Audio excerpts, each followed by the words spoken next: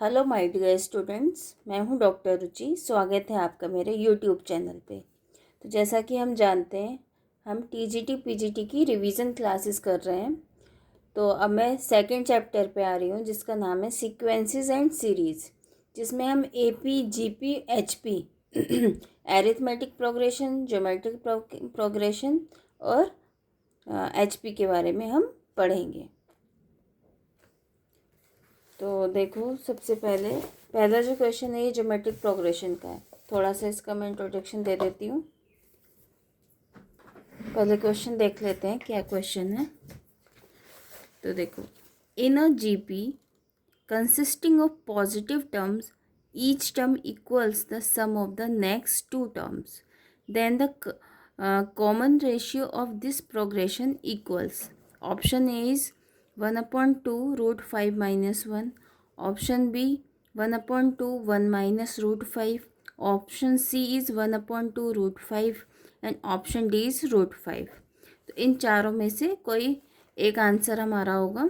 तो देखो, सबसे पहले ज्योमेट्रिक प्रोग्रेशन होती क्या है। जीपी हमारा चैप्टर है सीक्वेंसेस एंड सीरीज, जिसमें पहला क्वेश्चन जीपी का है और ये रिवीजन क्लास है। तो मैं ये मान के चलती हूँ कि आपको टॉपिक आते हैं, और जिसको नहीं आते हैं वो अपनी एनसीईआरटी की बुक से रिवाइज कर लें पहले, उसके बाद ये क्वेश्चंस देखें। तो देखो, जीपी में क्या होता है। A R square, A R cube, A R की पावर 4 एंड सो ऑन। यहाँ पे ए क्या है, ए इज फर्स्ट टर्म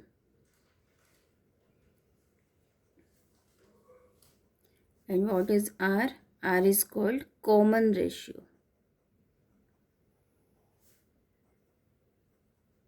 ठीक है, तो फर्स्ट टर्म ए होती है, सेकंड ए आर होती है, थर्ड ए आर स्क्वायर होती है, फोर्थ ए आर क्यूब होती है, फिफ्थ ए आर 4 होती है। तो एन एक टर्म बता सकते हो उसकी, टी एन क्या होगी। तो यहाँ हो जाएगी ए आर की power n-1 dot dot dot, इस तरीके से।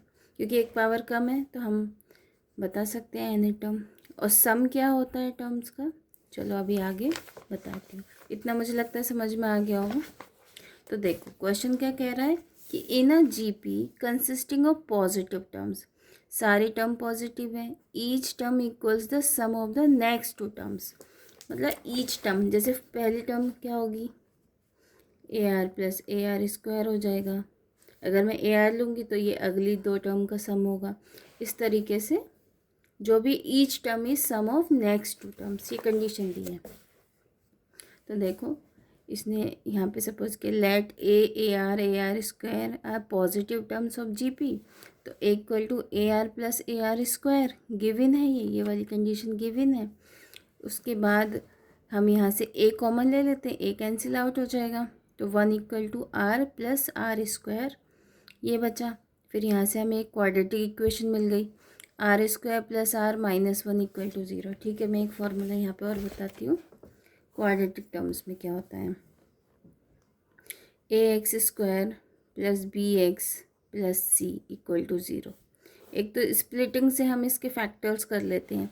अगर स्प्लिटिंग पॉसिबल नहीं होती, रूट्स कैसे निकालते हैं इसके। तो एक्स की वैल्यू होती है -b plus minus √b² - 4ac upon में 2a।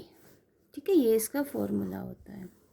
-b क्या है, ये वाला coefficient, plus minus b² - 4ac upon में 2a। तो हमारी इक्वेशन क्या बन रही है यहाँ पे, हमारी इक्वेशन बनी R square plus R -1 equal to 0। तो यहाँ से आर की वैल्यू क्या हो जाएगी, -b यानी कि -1 प्लस माइनस b² 1 माइनस का 4, a 1 है, c -1 है तो +4 हो जाएगा, अपॉन में 2 a 1 है। तो यहाँ क्या आ गया, -1 प्लस माइनस √5/2। तो दो वैल्यूज़ यहाँ से मिलेंगी, एक तो मिलेगी -1 प्लस √5/2 और -1 माइनस √5/2। तो अब यहाँ से इसकी दो वैल्यूज़ मिल गई। देखिए, 1 -1 प्लस माइनस √5/2। लेकिन क्या कह रहा है कि each term will be positive, सारी टर्म्स पॉजिटिव होनी चाहिए। अगर मैं नेगेटिव वैल्यू कंसीडर कर लेती हूँ तो आर नेगेटिव हो जाएगा और ए तो पॉजिटिव है, तो हमारी टर्म्स नेगेटिव हो जाएंगी। ठीक है, तो यहाँ से हमारी आर की वैल्यू किसकी इक्वल हो जाएगी, 1/2√5 - 1। तो यहाँ से कौन सा ऑप्शन करेक्ट है, option A is the correct answer. ठीक है, तो मुझे लगता है ये क्वेश्चन आपको बहुत अच्छे से समझ में आ गया होगा। अगर किसी को डाउट है then you can ask me in comment box. Thank you very much.